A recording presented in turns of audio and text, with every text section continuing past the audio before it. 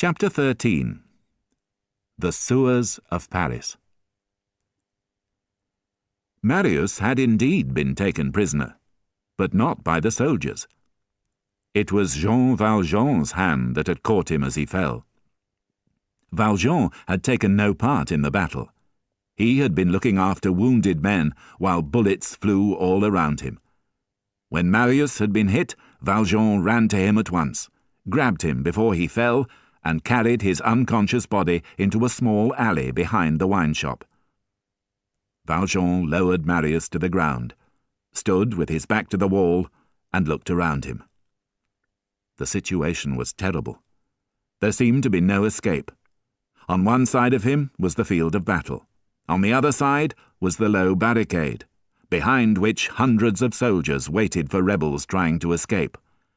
Both ways meant certain death. It was a situation that only a bird could have escaped from. Valjean looked desperately around him, at the house opposite, the barricade, the ground. And then he had a sudden idea. At the foot of the smaller barricade, half hidden by broken stones and pieces of wood, there was a hole in the road, covered with an iron grill. Valjean leapt forward, and using all his strength, he moved the stones and wood, opened the grill, lifted Marius onto his shoulders, and climbed down into the darkness. A few minutes later, he found himself in a long underground passage, a place of absolute peace and silence. He was inside the Paris sewers. He could just see, by the grey light from the grill above his head, that he was surrounded by walls. Ahead of him lay total darkness, but he had to go on. The soldiers might discover the grill by the barricade at any moment and come down in search of him.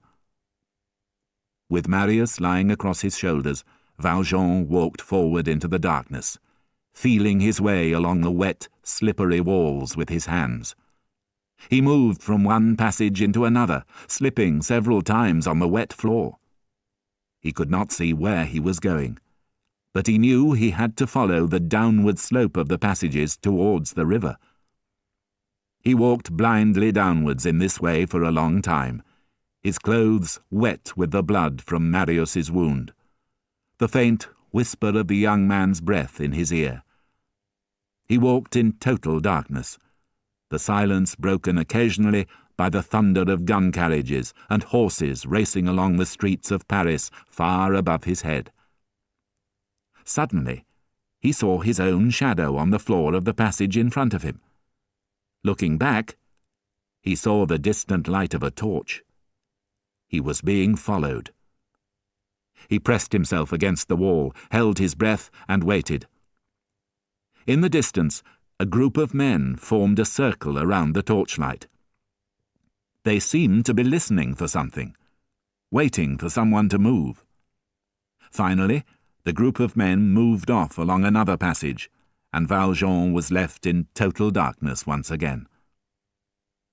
He continued his journey through the sewers. Sometimes the roof of the passages was so low that he had to bend down as he walked. His feet slipped all the time in the water on the ground, and he felt sick and faint with the terrible airless smell. At last, exhausted, he stopped beneath a large grill that brought him much-needed light and fresh air. He laid Marius down gently at the edge of the sewer and looked down at his face. It was covered with blood and as pale as death. Valjean tore pieces off his own shirt and bandaged Marius's wounded shoulder as well as he could. Then, bending over the unconscious body, Valjean stared at Marius with hatred in his eyes. He found two objects in Marius's clothing, a piece of bread and a wallet. Valjean ate the bread, and opening the wallet, found a note which Marius had written. "My name is Marius Pontmercy. My body must be taken to the house of my grandfather, Monsieur Gillenormand, 6 Rue des Filles du Calvaire, in the Marais.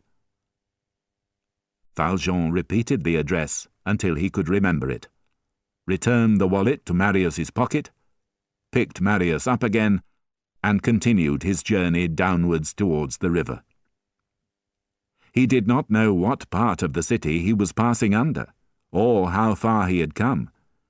The only thing he was sure of was that the light through the grilles far above his head was growing weaker, which meant that the sun was setting.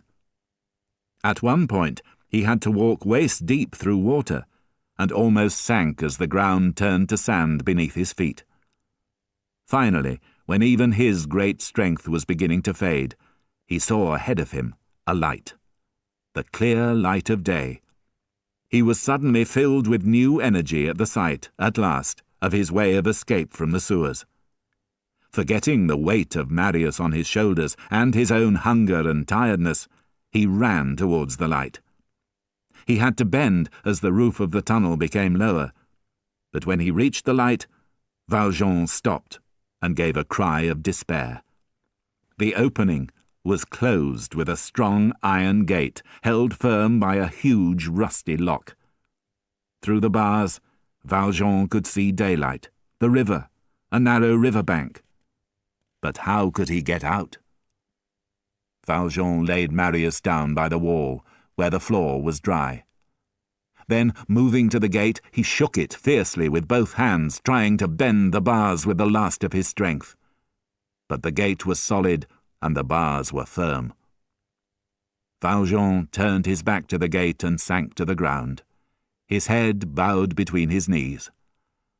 There was no way out, and as all hope of escape left him, he began to think of Cosette. While in this state of despair, Valjean felt a hand on his shoulder. He thought he was dreaming. He looked up and saw a man dressed in old clothes standing beside him. Despite the unexpectedness of this meeting, Valjean recognized the man at once. It was Thénardier. Valjean did not show that he recognized the man, and saw with relief that Thénardier had not recognized him. "I'll make a bargain with you," the man said. "What do you mean?" Thénardier nodded in Marius's direction. "You've killed a man. Give me half of what you found in this man's pockets, and I'll unlock the gate for you." He produced a large key from his pocket and a piece of rope. "I'll give you this as well," he said. "Then you can tie stones to the body and throw it in the river." Valjean took the rope without speaking. "What about my share of the money?" Thénardier asked. Valjean took 30 francs from his pockets and showed it to Thénardier, who stared with disbelief. "You killed a man for just 30 francs? You're a fool." He searched Marius's pockets himself, and then Valjean's. "It's true," he said at last. "That's all there is. Oh, well, never say that I'm not a kind man." He took the 30 francs, and helping Valjean to lift Marius onto his shoulders, he put the key in the lock and opened the gate just wide enough for Valjean to pass through. When Valjean was outside, Thénardier closed the gate behind him and disappeared like a rat into the darkness of the sewers. Valjean laid Marius gently on the grass and stood up, surrounded by silence, enjoying the feeling of fresh air on his face. Then, just as he was bending to splash water from the river on Marius's face, he was aware of someone else standing behind him. He looked round quickly and saw a tall man in a long coat, a large stick in his hand. Although the man's face was hidden in shadow, Valjean recognized him as Inspector Javert. Javert, however, did not recognize Valjean at first. He had been more interested in catching Thénardier, who had escaped from prison and was known to be in the area. "Who are you?" he asked. Valjean told him his name and stood without moving as Javert approached and stared into his eyes. Inspector Javert, Valjean said quietly, I beg you to do me one favor. I promise not to try and escape. I gave you my address this morning, if you remember, so you would know where to find me anyway. Javert did not seem to hear. He stared into Valjean's eyes for a long time, then, stepping back with a look of confusion in his eyes, asked dreamily, What are you doing here? Who is this man? Will you help me to take him home? Valjean said. He's badly injured. Javert looked unhappy, but he did not refuse. Bending down, he took a handkerchief from his pocket, wet it in the river, and bathed Marius's blood-stained forehead. Then he felt Marius's wrist. He's dead, he said. No, not yet, Valjean replied, feeling in Marius's jacket for the wallet. Look, he said, showing Javert the note with Marius's grandfather's address. That's where we need to take him. Javert shouted to the driver who was waiting for him to bring his carriage close to the river.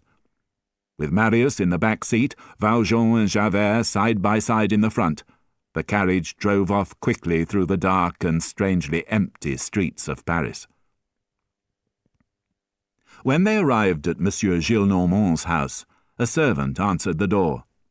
Does Monsieur Gillenormand live here? Javert asked. Yes. What do you want? We're bringing back his grandson. He's dead. Go and wake his grandfather. We're bringing him in. Javert, Valjean, and the driver carried Marius into the house and laid him gently on a sofa in Monsieur Gillenormand's sitting room. While one servant ran to find a doctor and another looked for clean sheets, Valjean felt Javert's hand on his arm. He understood, and went downstairs with Javert close behind him. When they had got back into the carriage, however, Valjean said, Inspector, will you do one last thing for me before you arrest me? What is it? Javert replied impatiently. Let me go home for a minute. After that, you can do whatever you want with me. Javert was silent for some moments, his chin sunk in the collar of his overcoat. Then he pulled down the window in front of him. Number 7, Rue de l'Homme Armé, he told the driver. Neither man spoke during the journey. At the end of the Rue de l'Homme Armé, which was too narrow for the carriage to enter, Javert paid the driver and accompanied Valjean to his front door on foot. Go in, said Javert with a strange, distant look in his eyes. I'll wait for you here. Valjean went into his house and called, It's me! Climbing the stairs, he paused for a moment to look out of the window to see what Javert was doing. But the street was empty. There was no one there. The next morning, Inspector Javert's body was discovered floating in the river. The poor man, unable to understand the kindness and gentle nature of the man he had spent his whole life hating, had taken his own life by jumping from a bridge. It was the only way he knew to escape the confusion that was poisoning his heart. When Monsieur Gillenormand saw his pale, lifeless-looking grandson lying on the sofa, he shook from head to foot.